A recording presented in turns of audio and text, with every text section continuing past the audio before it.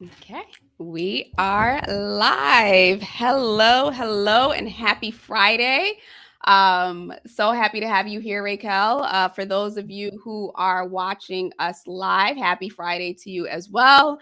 And for those who will be listening to it or watching it on replay, happy whatever day it is. I'm your host, Sabine Gideon of She Leads Now podcast.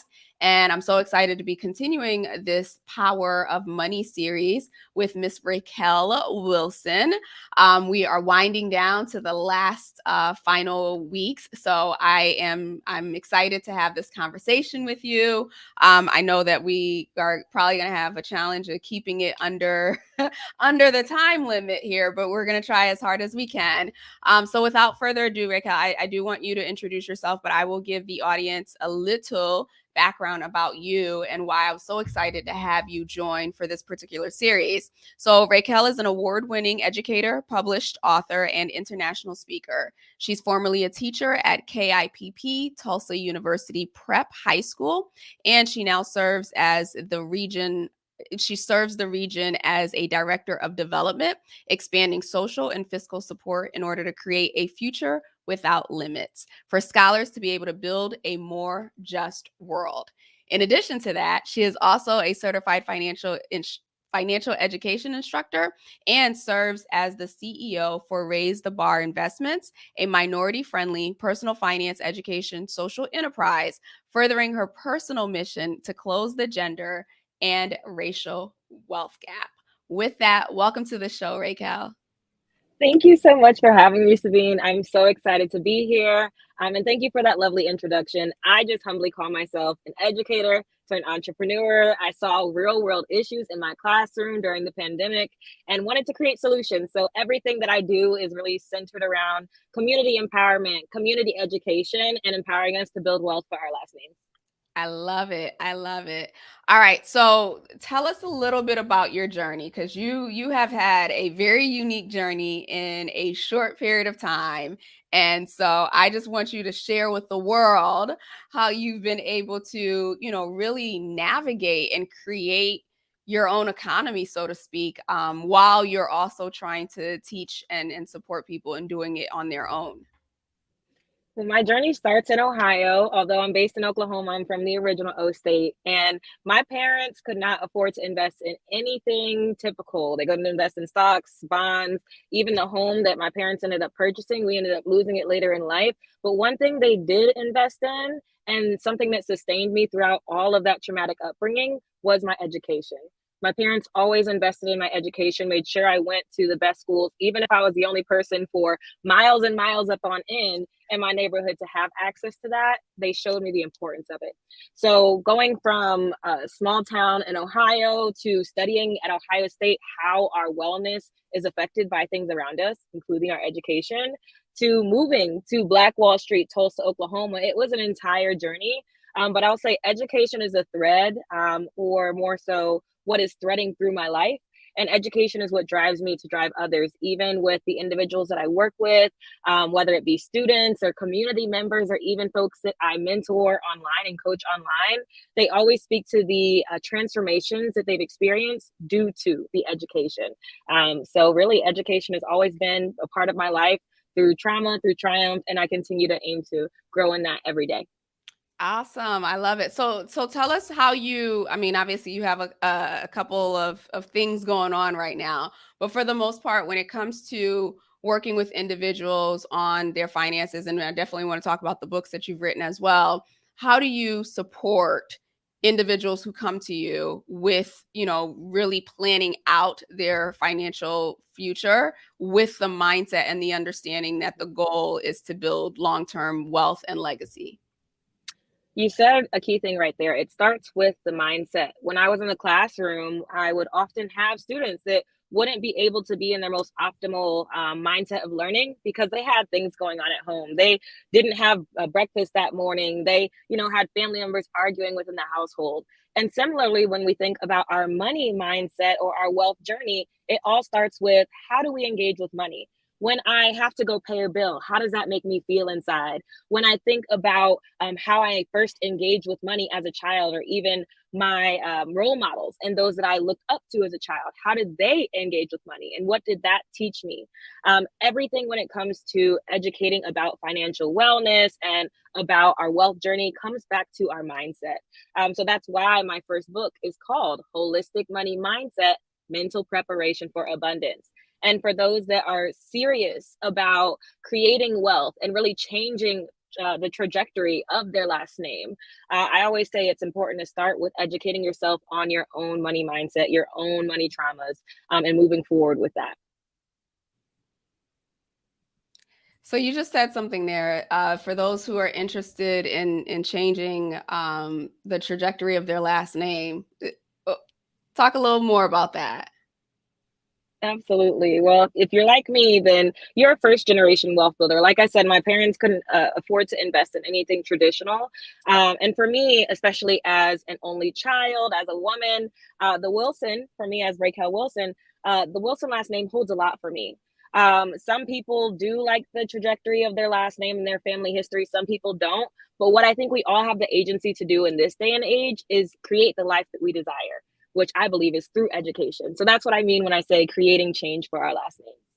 Okay, awesome. Awesome. All right, so we have a lot to cover here. We can definitely talk about the ins and outs of personal finance, right? And how important that is, which we I'm sure we'll touch into.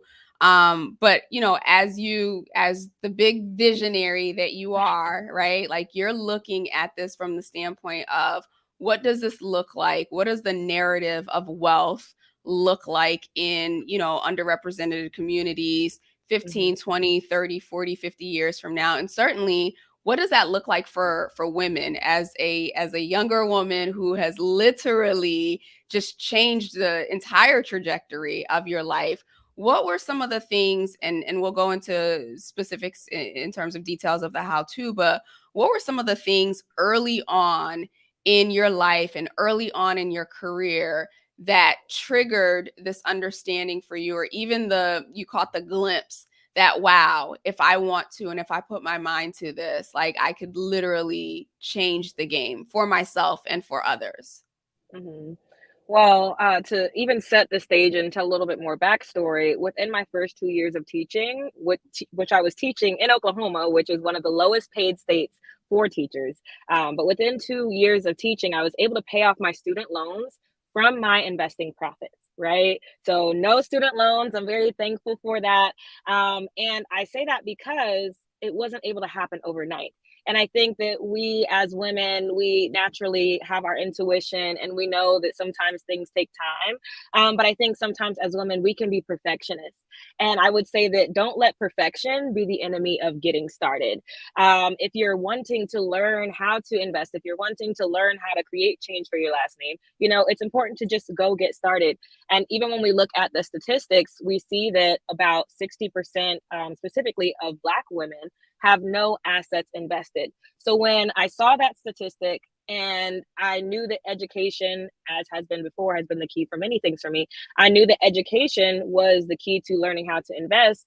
I decided to put those two together. There's an opportunity for me to grow. There's an opportunity for me to learn. Let's put this together, see what happens. And that's what resulted in not only me accomplishing that wealth goal at the age of 23, buying my home before 25, and now working on new wealth goals as well. So I would say the triggers for me were just looking at the cold hard facts, seeing what was around us, and deciding I don't like those statistics. I don't like that reality for me. So how can I change that? How can I create change not only for me, for my last name, by doing the work? Yeah. So you said obviously the education was the vehicle. Did you like register with a financial advisor, or was it just like reading books or Google University? Like what what vehicles or tools did you use to support you in your education?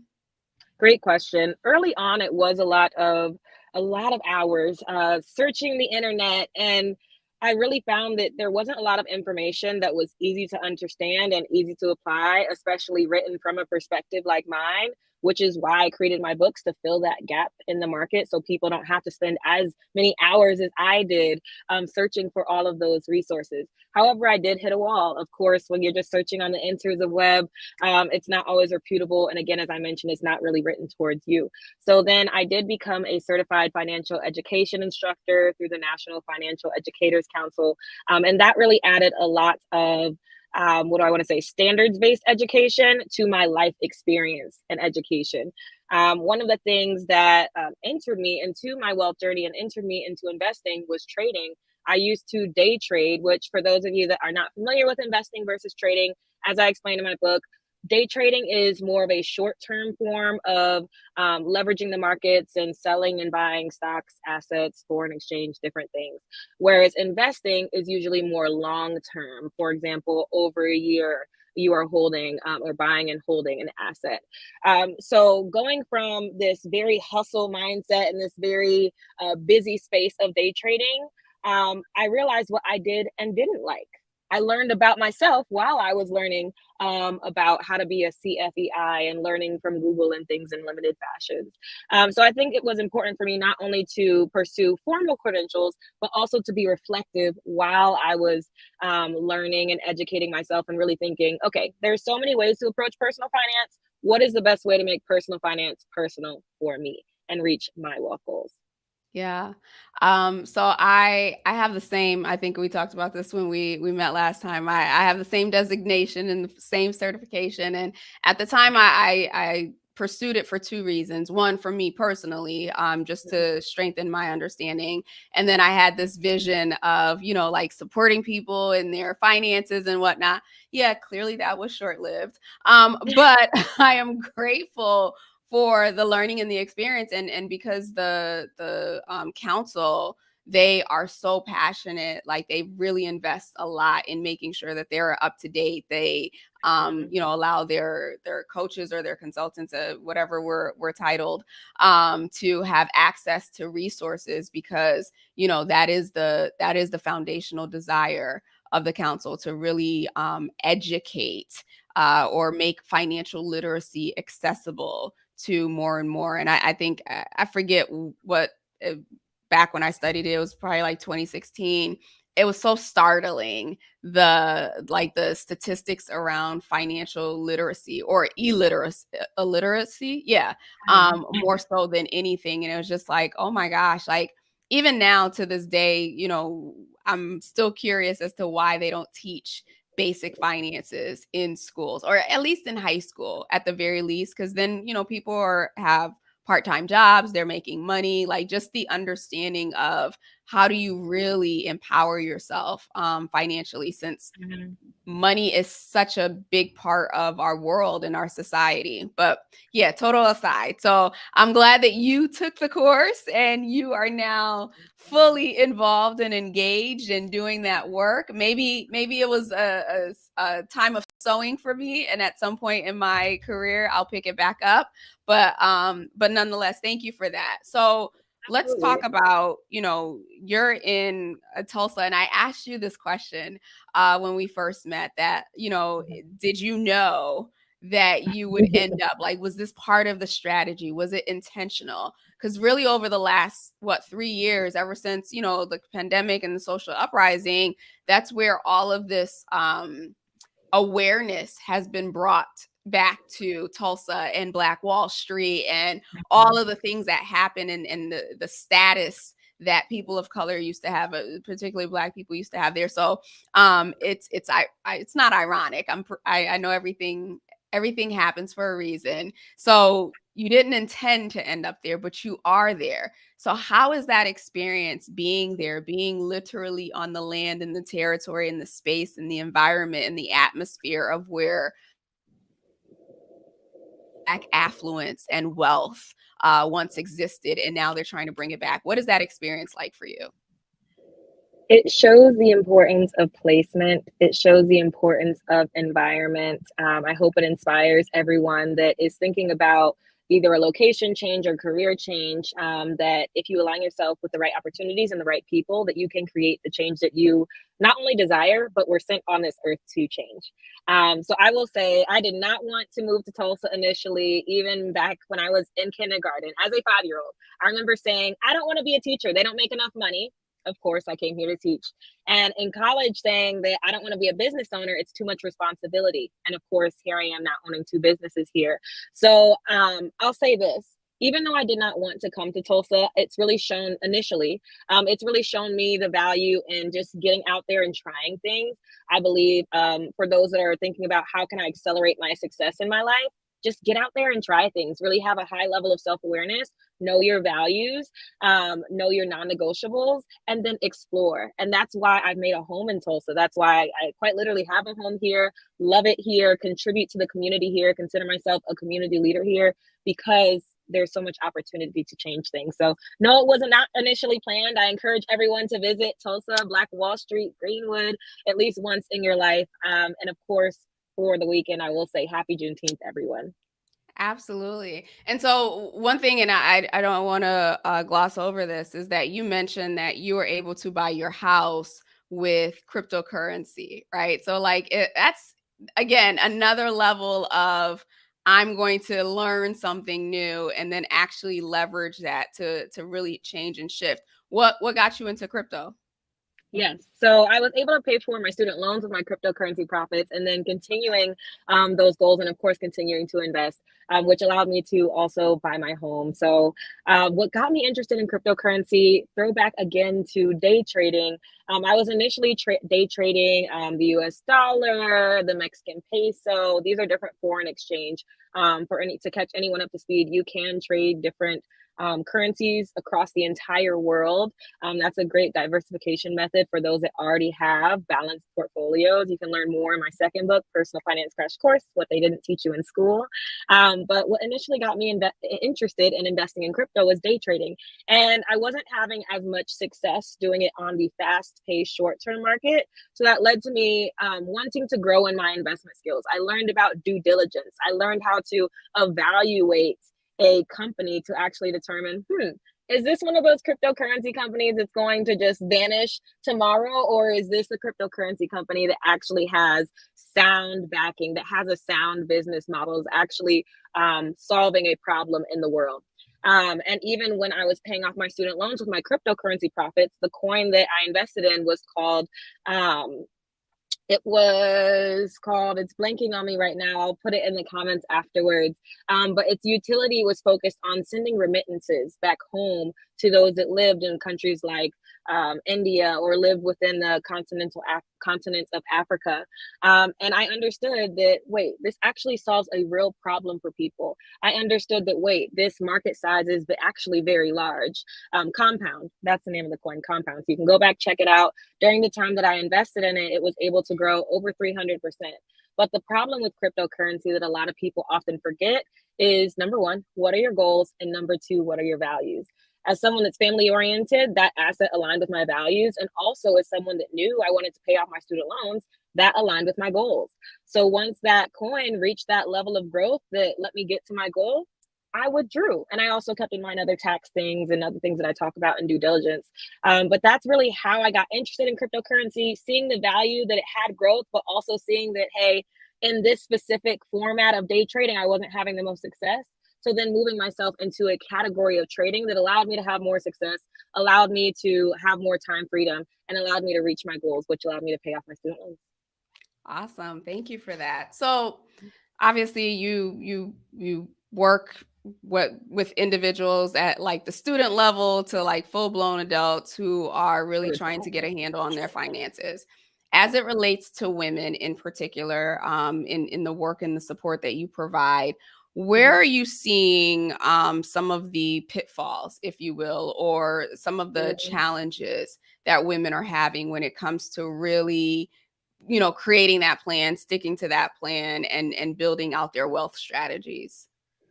Well, it's something that I foreshadowed to earlier, actually doing the work. When we look online at what women are searching in relation to personal finance, they're doing the Googles, they're researching how can I rebuild after divorce, or how much will it cost me to have a divorce? How much money do I need to have saved in relation to that specific topic for women and financial insecurity? We're seeing that especially Black women are researching and reaching out to nonprofits and financial organizations to find out how to do the work. However, as I mentioned earlier, we actually have to pull the trigger. We actually have to do the work, which leads me to question, well, why aren't the current solutions on the market empowering people to do the work? And that's why I'm building for our last names, to empower people to bridge the gap between education and investing. Okay. What do you, based on the clients that you work with, and I can't remember if you work with one-on-one clients or with clients one-on-one, but what do you, I get the do the work part, right? Like people aren't willing to do the work because, you hear cryptocurrency and people are just like, oh, I don't want any parts. Like that sounds complicated, investments. And obviously, for the most part, right? And I know this is a generalization, but like women have a lot of responsibilities, right? They're taking care of the home, they're, working, they're doing all of the things. What do you perceive to be the biggest mindset challenge, or maybe even the story behind not being able to do the work or willing to do the work? Yes. And I think it's interesting that you said able or willing. I would even push it further and say, um, going back to empowered, not being empowered to do the work, because women are fully capable, right? Right. Women are able to do it. We can do the work. I would say that part of it comes back to a systems issue. Because when we think about even 50 years ago, and 60 years ago, 70 years ago, women couldn't have bank accounts. So when we think about the stories we tell ourselves, well, what were the stories we were told by our mothers and our grandmothers? And what is the story that society told us about our value and our ability to have ownership? So I think that's the first thing on the systemic level. On the individual level, I think that's where imposter syndrome comes in. Am I able to make a sound decision? Am I that emotional woman that they claim that I am, right? So I would say that it's a both systemic and both individual, which is why it's so important to start on that mindset journey first. Even when I think about my book series, the Black Wealth Freedom series, the first book, which is focused on money mindset and abundance, is a bestseller for women. Whereas my second book, Personal Finance Crash Course, What They Didn't Teach You in School, is a bestseller for men. I think this shows that men oftentimes are skipping that emotional intelligence part, skipping the mindset part, but they're ready to hop into action. Whereas women do want to lean into that intuition, do want to heal, but once they get apart, they're more apprehensive to make the action back again to those individual and systemic issues. So that's what I've seen from my research, as well as just engaging with our clients one-on-one group.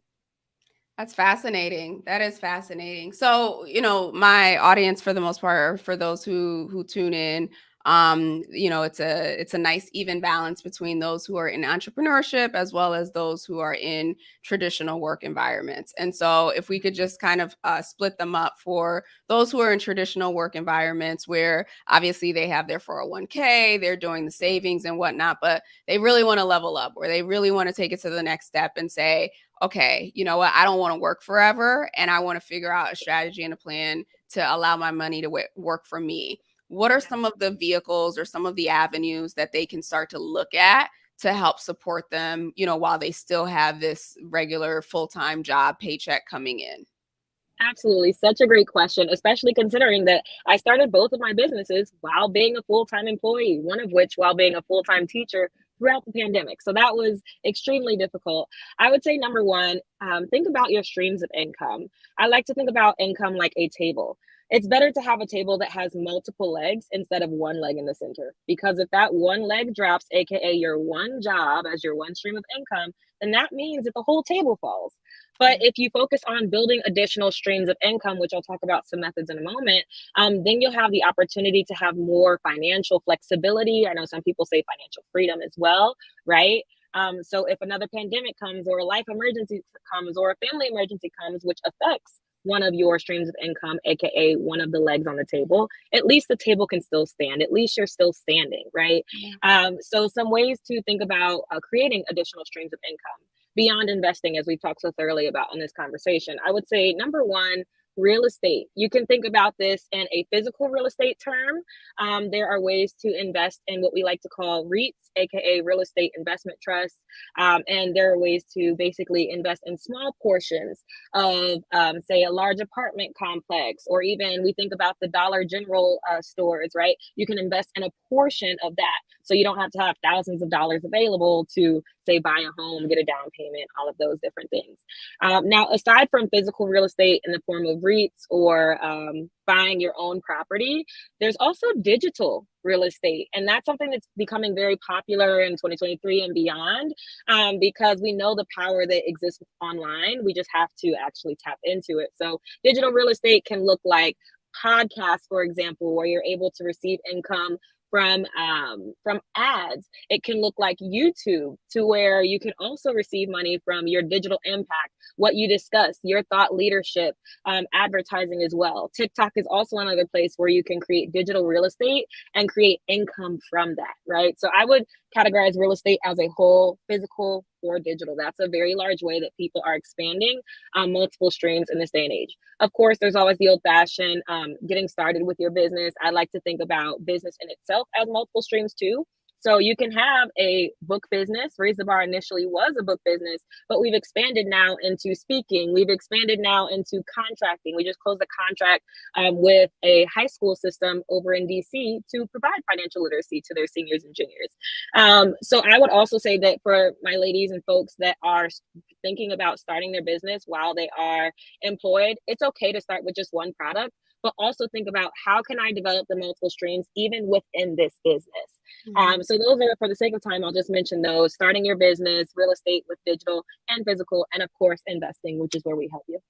Yeah, I love that. I never, I guess, never looked at like the digital content creation, if you will, as real estate. So that's a mind shift that I'm taking away from this. So hopefully, for those of you who are listening and who are watching or will catch the replay, you're picking up what she's putting down here. That there's a lot of ways to look at, not just the creation of money, but really how do we grow and how do we keep it? I think our society is really big on, teaching us how to make money, right? Like there's no shortage of ways to make money, especially with the gig economy and everything else. But really strategically, how do you grow money? How do you, multiply it? That I feel like that's where the biggest gap is in the market as it relates to financial literacy or financial efficacy, and certainly for women who are just trying to navigate all of the things that they do. So, and you touched on this, especially with the business owners, right? So for the most part, a lot of individuals, especially within the last couple of years, I don't know the specific statistics, but women have started businesses at record numbers over the last couple of years, and Black women in particular have started businesses. And so it's basically what you said: took a skill, figured something out, and now they're starting the businesses. But, for a lot of us, right, when you first start out, when you don't have examples, there's a learning curve there. And, the revenue that comes in is either getting re-put back into the business to invest or to bring on team and whatnot. So for someone who has recently started their business where, maybe they are profitable, maybe they are, generating revenue, but they're also like, I don't want to put any money away because this is like my livelihood, or I'm not sure I have enough. What do you recommend, especially in those beginning phases of really creating that balance and having that longer term strategy at the forefront? Great question. Well, I'll go into the what and then the how. It's always important to plan for your future self as well as plan for your future business. So, in the same way, when we think about just maintaining yourself as an asset, number one, you are an asset. You are your best asset. Give yourself a hug and thank yourself that you are here. Take care of yourself. All right. So, when we think even about like business formation and like business documents and personal documents, I like to think about wills. Wills are how you protect yourself in the future, right? So, in the same way, a business plan is how you protect your business in the future. Well, how can you achieve these plans? On a personal side, there's things like budgeting and wealth planning, but specifically on the business side, since that's what your question was around, I would say that it's so important that we think about how can we expand our revenue sources beyond what we're providing, but also through methods like grants, through methods like angel investing, through methods like VC. My first book was actually, we won a $2,500 grant, and we were able to launch our first book because of that. From simply just telling our story, talking about our business plan. All you need to do is first plan the what, get to the what, and then you can find hows afterwards. So I would say that it's important for women who are in business or people that are in business and are thinking about, well, how can I expand this? Maybe I'm not ready to expand my product line or my service line or make additional streams of revenue through what I'm providing, but maybe I can find a way to tell my story to new people. And when we think about social capital can also lead to fiscal capital. Not fiscal like I'm running a fiscal race, but fiscal like this is fiscal money, FISCAL. All right. So think about, as business owners, how can I grow in my social status? How can I grow in my relationships so I can tell the story of my business? And all good businesses solve real world problems. So if you're really solving a real world problem, it should be hard to not talk about your story. So get really good at storytelling. And I promise that that will impact your bottom line as a business owner. Love it. Thank you. Thank you. And so you've mentioned the books that you've written and well, you made it for everybody, but clearly, the market has decided which ones. So tell us a little bit about, for those who are listening, who are thinking, to themselves that they want to invest in the book, depending on where they are. What are some key pieces that you think, would like this book for the person who's looking for this, or this book for the person who's looking for that? Absolutely. Well, the Black Wealth Freedom series is a book that's written for us, by us, especially as someone that read Think and Grow Rich and all of these other personal finance books that are so popular and didn't see any of them written by me or for me. I wrote this for us, by us. However, of course, anyone can learn from this book. It's chock full of information that anyone can apply. Our first book, Holistic Money Mindset, Mental Preparation for Abundance, is for the true beginner in their personal finance journey, the person that feels so stressed and anxiety filled whenever they think about money. That book is for you. All right. The second book, Personal Finance Crash Course, What They Didn't Teach You in School, is really that chock full of book that has all of the information you need to know on saving, credit, budgeting, and even beginner investing. And then our third book, the Money Moves Workbook, Achieving Your Wealth Goals in 12 Months or Less, is the same reflective and proactive budget workbook that I used when I was moving halfway across the country, when I was paying off my student loans, leveraging my investment profits, when I was buying my first car, which at the time was a dream car, but now I'm even going towards more. And also the same budget that I used when I was buying my home before 25 years old. So if you are someone that feels like you've got your money mindset down, you know how to walk in abundance, money doesn't stress you out. If you're someone that feels like you have the basics down of personal finance, saving, credit, all of those things that I mentioned in book 2, then book 3 is a great tool for you to actually put in the work, to plan ahead of time and reflect, and then adjust your scope based off of that. The entire series is easy to understand and easy to apply. I don't know if I mentioned this, but the curriculum that I wrote for my seniors is what turned into the second book. And because of that curriculum that I wrote, in Oklahoma, it's a requirement to have personal finance before you graduate. We had a 93% graduation rate, which is about 15% higher than the rest of the area. So it's working in the classroom, it's working in the boardroom, it's working in our community rooms. I've had folks that buy it that are in their 20s. Their parent will end up stealing it, and then they'll read it with like a younger sibling. So I like to say these reach ages 6 to 60 and beyond. So if you are someone that wants to find an easy to understand, easy to apply way to ease into personal finance and reach your wealth goals, the Black Wealth Freedom Series is for you.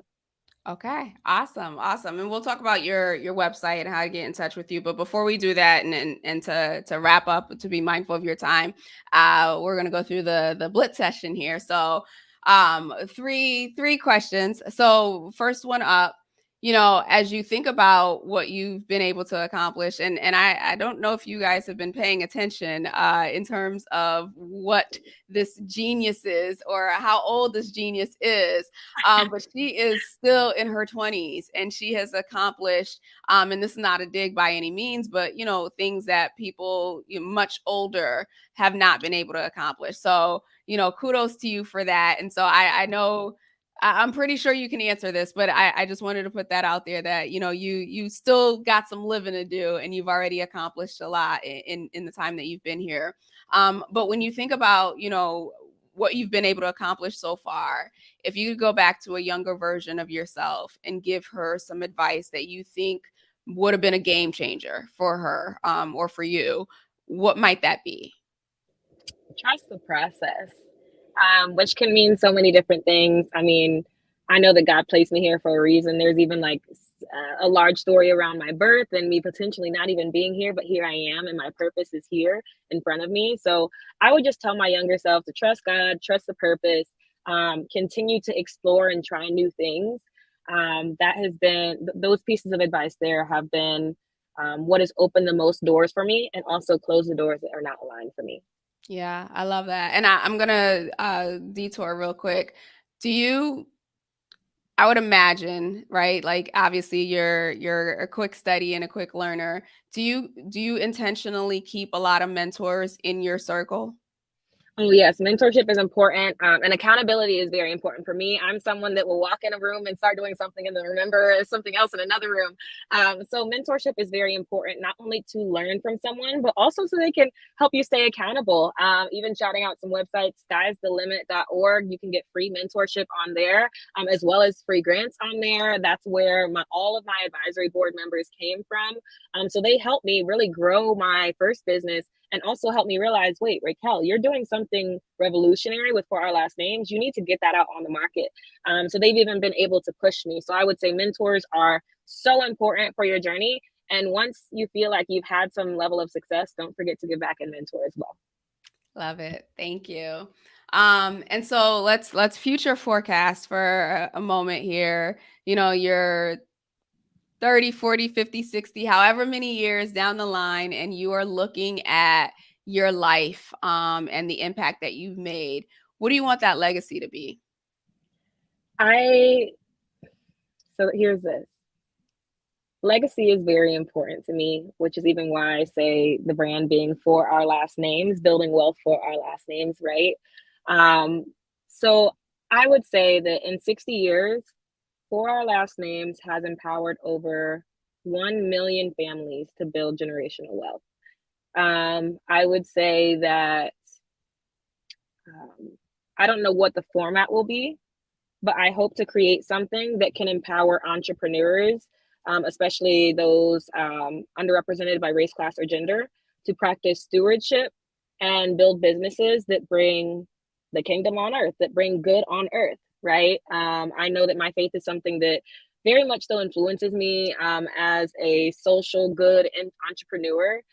So I would say that 60 years from now, there is some type of philanthropy or fund that I've contributed to or created that does good in the world and can give the capital and resources to empower others to do that as well for generations.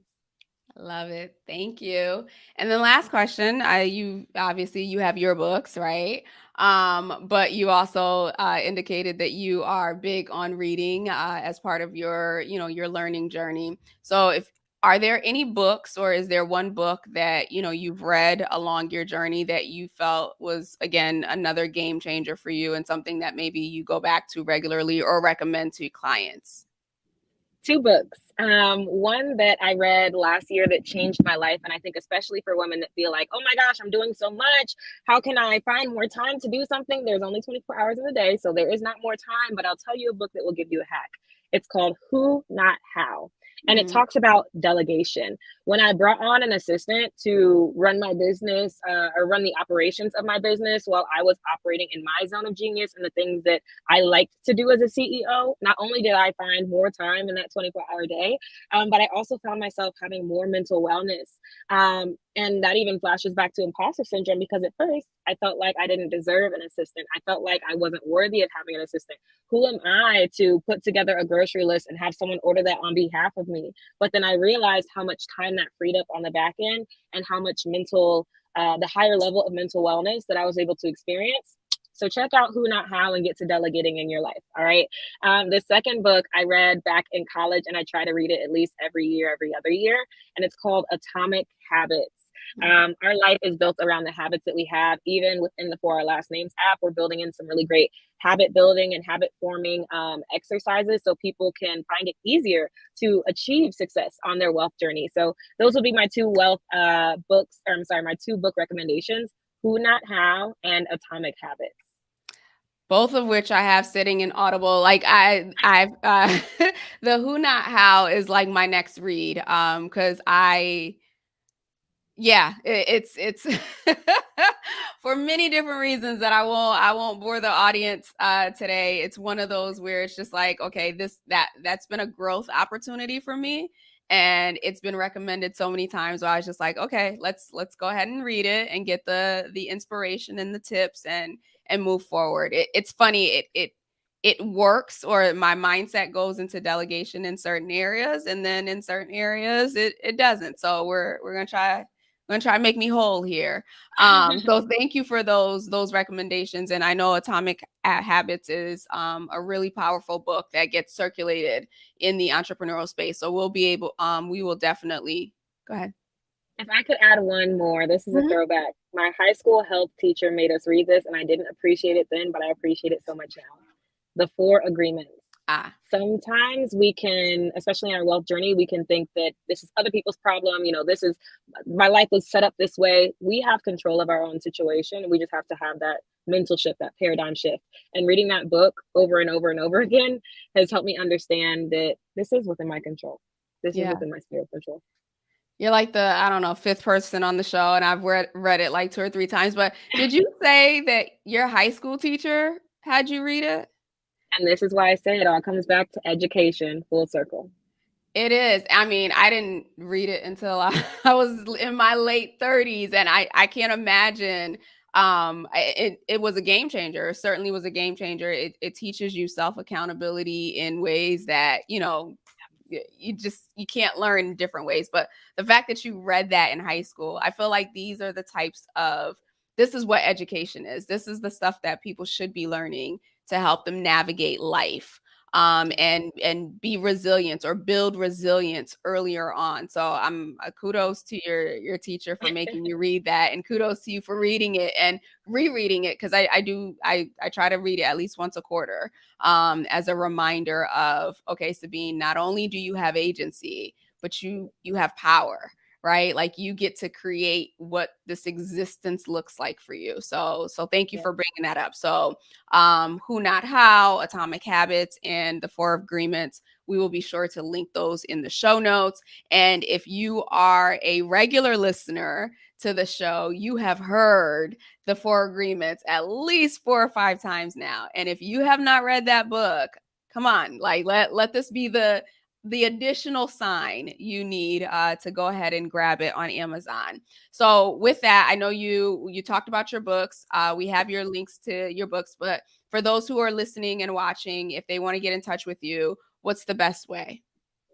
Yes. Well, I would say that I'm always working within my businesses. So if you want to get in contact with me in relation to the app that we're building, the For Our Last Names app, it empowers first generation investors to connect education, investing, be less risky, more profitable, and build generational wealth for their last name. So if you want to learn more, connect with me there. Visit forourlastnames.io. If you are interested in financial education, or you are a corporate organization looking for workshops or curriculum development, you can visit us at rtbinvestments.org. And if you just want to chat about anything Black Wall Street, entrepreneurship, pitching, then you can reach out to me on LinkedIn at Raquel Wilson. Love it. Well, thank you so much, Raquel, for coming on, sharing your wisdom and your knowledge, and dropping these practical nuggets. For those of you who are listening or watching, all of her handles will be in the show notes. So be sure to connect, let her know that you heard her as part of the Power of Money series or the She Leads Now podcast. And so with that, we will be back next week with another amazing female powerhouse who is in this space, who is empowering women to really, change their own economies, and build the knowledge, build the expertise. And for those of you who are listening or watching, if you have questions beyond that, reach out to Raquel directly, or if you have questions for me, feel free to send me a note on LinkedIn at Sabine Gideon. With that, have a wonderful rest of the day. Have a wonderful weekend, and we will talk soon. Take care. Thank you.